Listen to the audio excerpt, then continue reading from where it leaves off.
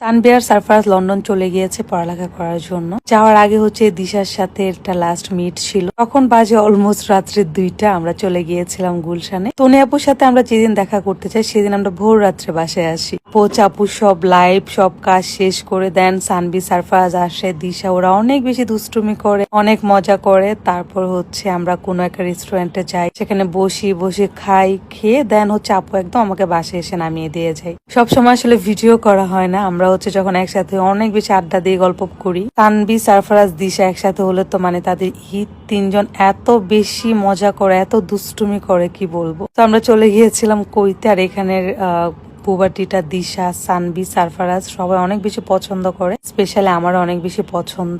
আমার খুব মন খারাপ হচ্ছিল, দিশার অনেক বেশি মন খারাপ হচ্ছিল, কারণ সানবি আর সারফারাজ চলে যাচ্ছে লন্ডন।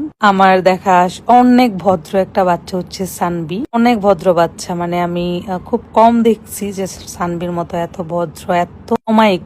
আসলে কিশোরগঞ্জের মানুষের মনে হয় একটু বেশি অমায়িক হয়। শালা আপু ওকে প্রপার এবং সুন্দরভাবে ওকে বড় করে তুলতেছে। এটা আসলে অনেক ভালো লাগার একটা জিনিস। দিশা এবং সানবি দুজনেই হচ্ছে ফ্রেন্ড, মানে কি বলবো, দুজন একসাথে হলেই হচ্ছে তাদের আড্ডা শেষই হয় না। সারফারাজ হচ্ছে তাদের আড্ডার মধ্যে এসে মাঝে মধ্যে ডিস্টার্ব করবে। এদিকে হচ্ছে তাদের মামার সাথে ভিডিও কলে কথা বলতেছিল দিশা।